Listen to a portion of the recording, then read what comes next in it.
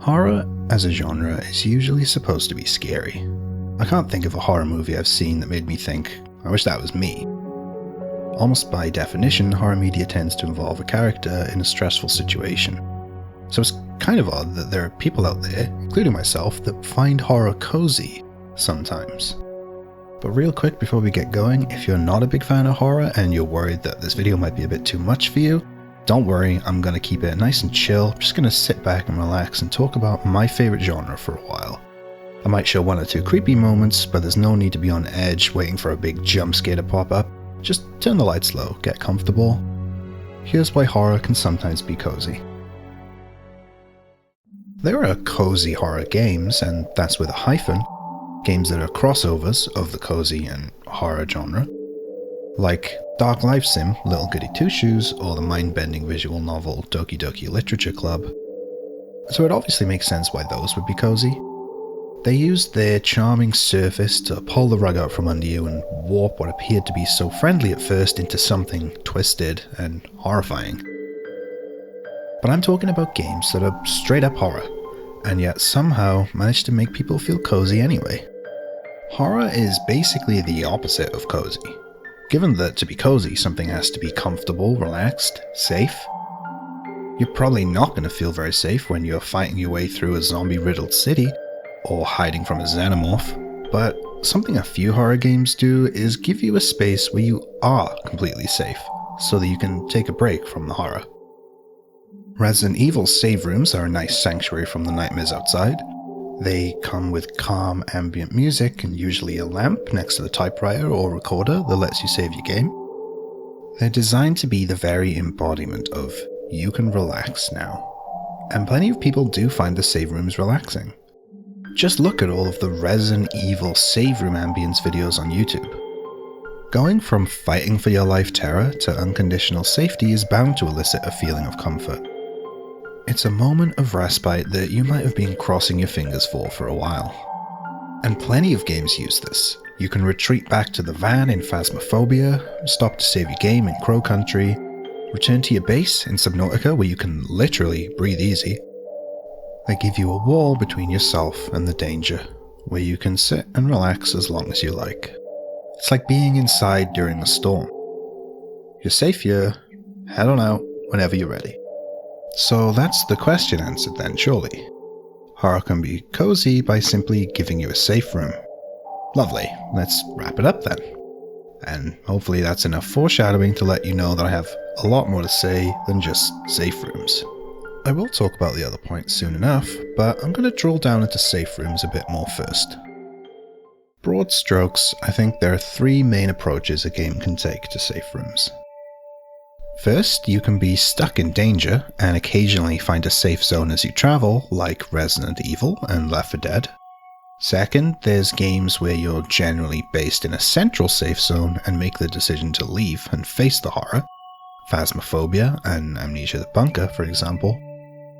And third and final, there's time-based safe zones.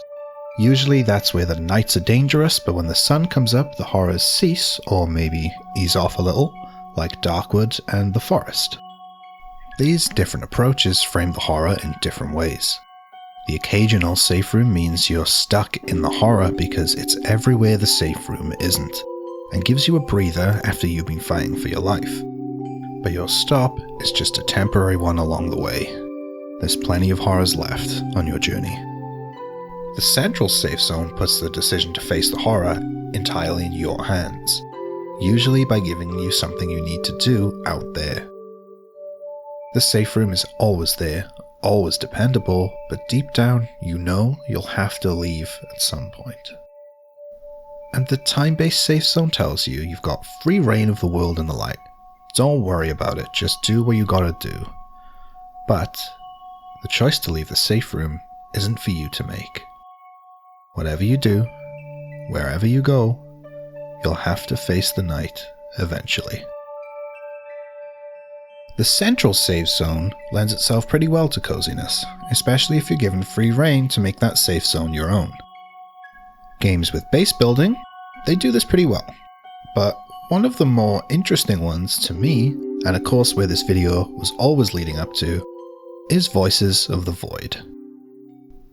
Just a little heads up for the Voices of the Void sections of this video. The game is still in alpha and it updates pretty regularly with quite big updates, so some of the things I talk about are from an older version of the game. I'm gonna show on screen when it's an older version in the top left, but it shouldn't change any of the points I'm making. In Voices of the Void, you have a base, but you don't build it yourself. It's already well used long before you show up to start your new position there.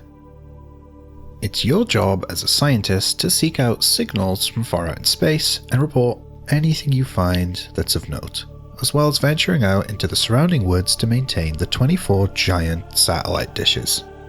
The facility you work in is filthy, whoever was here before you having left piles of rubbish behind.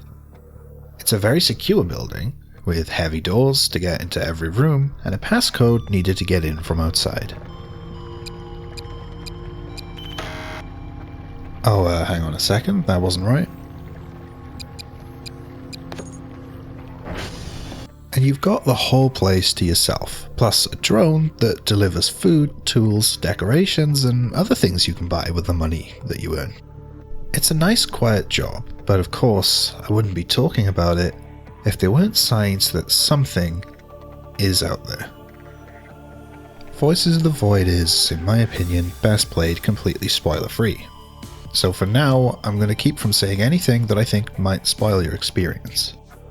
When I first played the game, I genuinely didn't know what to expect. A friend recommended it to me and told me basically nothing, just that they thought I would like it. I did. A lot.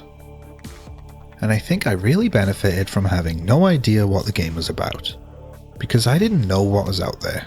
In fact, I didn't even know if anything was out there.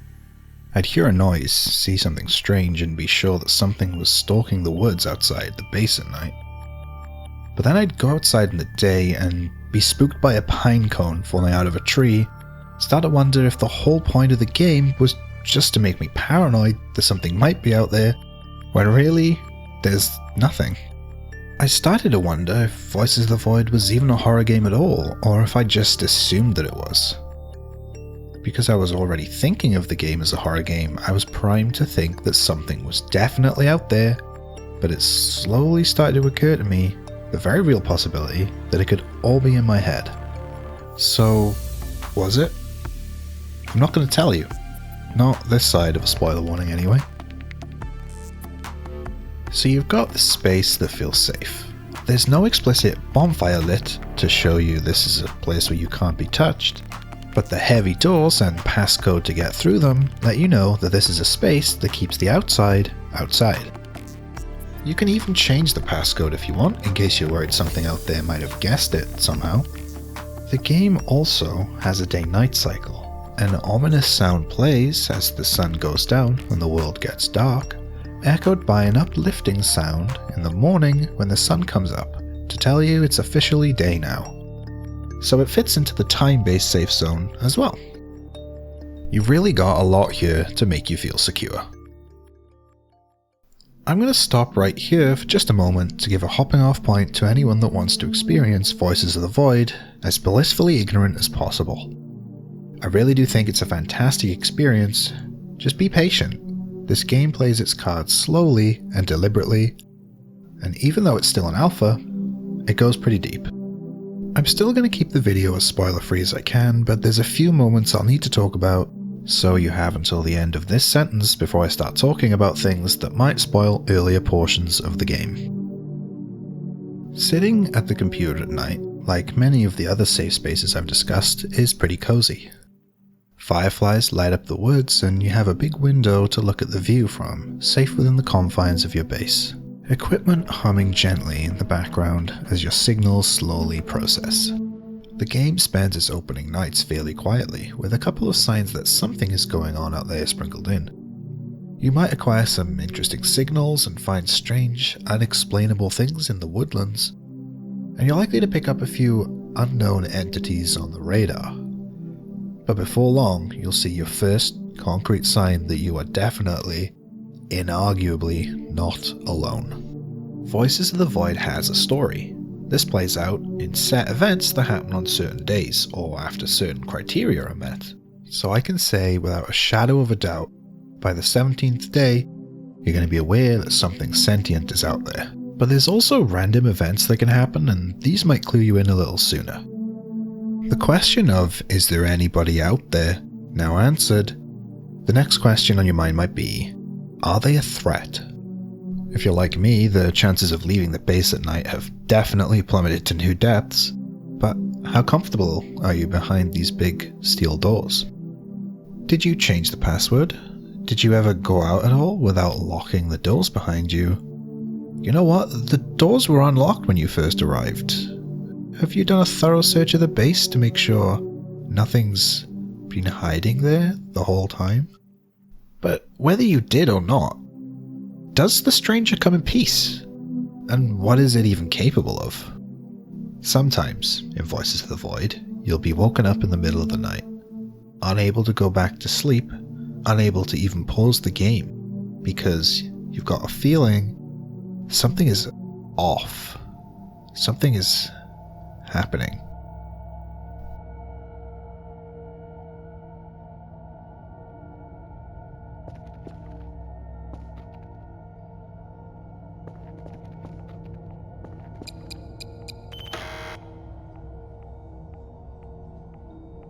You're probably feeling pretty thankful for those doors about now.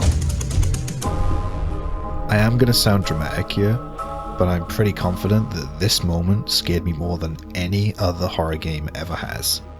When this happened, I was already well aware that I wasn't alone, but I'd managed to convince myself that my visitors probably wouldn't bother me as long as I didn't bother them.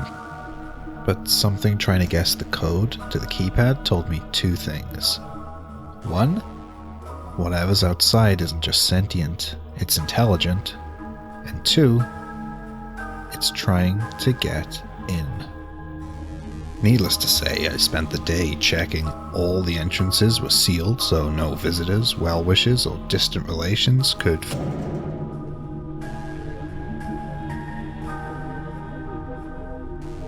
Ah, right. Yeah, that's a problem. Voices of the Void gives you this high security base, multiple in-game days to make it your own, then methodically dismantles any sense of protection you might have gained from it. The vent falling, sure, but there's also other things going on that make the base feel vulnerable. In fact, there might be things you notice before the passcode attempt and the vent. From these events onwards, your base is no longer a safe zone, especially not at night. You can try and patch up the vent, but you've seen now, these doors are not enough to keep the nightmares away. There's vulnerability in the base. It's not so cozy anymore. Except that, actually, it still kind of is. I don't think it's just me that feels that way either. Even after the vulnerability of the base was exposed, to me, Voices of the Void still felt cozy. So now it's time to look past safe zones. Let's turn the page. Watching VineSource Joel streams of Voices of the Void, at a few points he brings up how people in the chat are calling the game cozy or comfy, and he says why he thinks that is. But a lot of people don't find the Signal Simulator style scary at all. They don't find it scary because they find it comfy, quote unquote, okay? They find it comfy because, like, oh, I'm just gonna be in a base all alone by myself in the middle of the night, okay? Like, what is up with that, okay? And I think a big bulk of the answer is right there. You're secluded in the woods in your own little space. Birds chirping as you explore in the day, and fireflies gently swaying at night. That's a peaceful setup. And the routine helps a lot too. You got a job to do, and you can just put your head down and ignore the fear for a while, as you do what they're paying you for. Of course, I've already described the peaceful setup much earlier, but it's not just the setup, it's how you're positioned in it. Unlike a game, say Five Nights at Freddy's, where you skip the day and you only play through the moments in the character's life that are relevant to the horror, you live every moment of your life in Voices of the Void. You eat and sleep, you're in control every minute of every day, and sure that applies to 7 Days to Die and Subnautica too, but the thing that sets Voices of the Void apart in this aspect is that you're just living out the life of a person at their work, rather than someone who's just trying to survive or escape a situation they're in. In survival crafting games, when you aren't fighting for your life, gathering food or sleeping, you probably want to be hunting for resources or upgrading your base. You don't want to waste time that you could be using to improve your chance at survival. But in Voices of the Void, you have actual downtime. Once your work for the day is finished, you're free to do whatever you please. You can keep finding signals to make even more money if you want, but there's nothing stopping you from just letting a signal download while you shop for things to decorate your base, or perhaps going fishing or sitting on the balcony with the radio playing. Yeah, the game might have sent a pretty clear message that something is out there and it could come for you at any time, but if nothing's moving on the radar, why not go outside and sit by the river, listening to the birds as the water flows by? On the subject of calm, relaxing rivers, it's quite far into the video to be using the word atmosphere for the first time. Atmosphere is obviously a huge factor in what makes something cozy. People find warm lighting cozy, nature, peace, and quiet. The game Inscription is eerie and unsettling, but you're in a cabin with warm, low lights, and killer frequency might be set during a night of horror for the small town of Gallows Creek. But the radio station you spend most of the game in is quiet and decorated with comfortable furniture and neon lights. The horror genre as a whole lends itself to a cozy atmosphere in a lot of ways. Many horror movies use warm, low lights, are set in secluded environments, and often surrounded by nature. Outside of horror, a cabin in the woods is probably many people's idea of a cozy getaway. Just look what comes up if I search cozy on Google Images. And yet many horror films use that as their setting. It's a convenient way to put the characters somewhere they can't just call for help. But perhaps it's also because it's a cozy atmosphere that makes it such a popular setting for horror. It serves as a contrast when the nightmares come knocking, heightening the horror by making it feel like it's violated a safe space. That's a common trick used in horror. Give the audience something nice, a happy family in their lovely new home, or a group of friends on one last getaway before college, something the audience can root for, relate to, and then threaten it. Make the audience feel genuine concern for the characters. But to do that, there has to be pleasantness underlying the story to take away in the first place. So the cabin environment, whilst it's being used against us, still makes for a cozy backdrop. Warm, dark horrors tend to be my favourite. I love a spooky house lit by orange lights, perhaps fog rolling past the windows or a storm outside. And I'm sure horror is a lot more likely to feel cozy when you're a fan of it. I can't imagine someone who hates horror sitting down, playing a game like Made of Scare and finding the hotel even a little bit relaxing. But if you scooped out all the horror from Voices of the Void, and you can scoop out all the horror if you want, then you're left with a simulator game where you hang out in the woods and listen to the sounds of far-off space. There's plenty of downtime in between the horror in Voices of the Void. While you never really know when something can happen, the peace and quiet outside of that, where you can just get on with your business, is enough to keep you settled until it does. But that also makes the scares hit a lot harder. It's probably safe to say there are other reasons people find Voices of the Void cozy. For one thing, there's probably a psychological reason why horror can make a person feel the opposite of its intention, but that is far out of my realm of knowledge. For me at least, the majority of the coziness just comes from the underlying comfort of the safe zone and the atmosphere, combined with the reliable routine that all serves as the foundation that the horror is imposed on. With this quiet, comfortable setting, Voices of the Void can create scary moments with a subtle hand. The contrast between the long, calm stretches and the sudden but low-key frights doing a lot of the work to make its scary moments scary. A lot of the scares in Voices of the Void are really simple. They don't tend to be loud and obnoxious. Voices of the Void would rather wake you up in the middle of the night and leave you to wander the base alone for a long time, as it tells you you sense something. Let you think that maybe there's nothing. Maybe it already happened and you missed it. And then, as you start to wonder if anything is going to happen at all.